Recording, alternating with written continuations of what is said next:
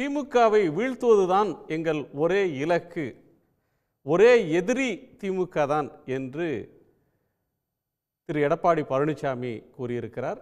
மீண்டும் பாஜகவோடு கூட்டணி சேர்வதற்கான ஒரு வாய்ப்பை, ஒரு சமிக்ஞையை திரு எடப்பாடி பழனிசாமி தருகிறாரா?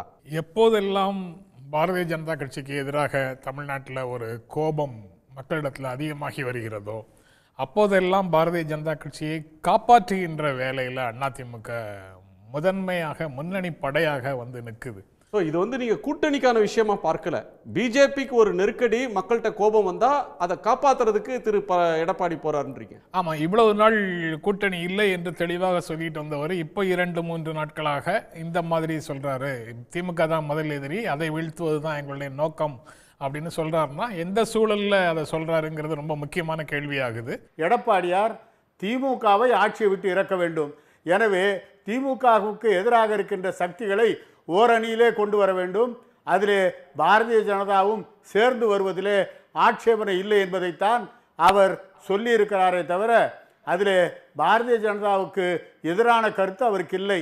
பாரதிய ஜனதா கட்சி என்ன சொல்லுகிறது? எல்லோரும் ஒன்றிணைய வேண்டும் என்று பாரதிய ஜனதா கட்சி சொல்லுகிறது.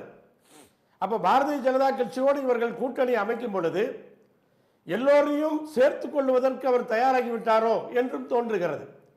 அப்படி சேர்த்து கொள்ளும் பொழுது வெவ்வேறு கோஷ்டிகளாக அவர்கள் இயங்குவதற்கான அந்த வாய்ப்புகள் இருக்கும். இது ஒரு பக்கம். அப்ப அந்த கட்சி என்னாகும் என்று யோசித்து பார்க்க வேண்டும். அதிமுக இதுவரை அவர் எடுத்த நிலைப்பாட்டிலே இபிஎஸ் அவர்களை தவிர அந்த கட்சியை வேறு யாரும் நடத்த முடியாது, திறமையாக அவர் செய்து கொண்டிருக்கிறார் என்று பலரும் பாராட்டி கொண்டிருந்தார்கள். ஆனால் இப்படி ஒரு நிலைப்பாட்டை அவர் எடுக்கும் பொழுது அந்த கட்சியிலே வேறு வேறு கோஷ்டிகள் உருவாகி அந்த கட்சிக்குள்ள இன்னும் குழப்பங்கள் அதிகமாகும் என்பதிலே எந்த சந்தேகமும் கிடையாது. பாரதிய ஜனதாவுடன் கூட்டணி இல்லை என்று நீங்க பேசினா ஏன் பேசலன்னு கேக்குறீங்க, பேசினா என்ன தயக்கம்னு கேக்குறீங்க, அப்புறம் என்னதான் பேச சொல்றீங்க? தமிழ்நாட்டுடைய மாண்புமிகு எதிர்க்கட்சி தலைவரா, ஒரு எறும்பு கூட பல்லாயிரம் ஆண்டுகளாக தொடர்ந்து போய்கிட்டே இருந்துச்சுன்னா அந்த இடத்துல ஒரு பாதை விழும். அது மாதிரி தான் மத்தியில் ஆட்சி செய்யக்கூடிய பாரதிய ஜனதா தன் தலைமையில் தமிழ்நாட்டில் 67க்கு பிறகு மத்தியில் இருக்கக்கூடிய ஒரு ஆட்சி, ஒரு கட்சி தமிழ்நாட்டை ஆள வேண்டும் என்று பாரதிய ஜனதா துடிக்கிறது.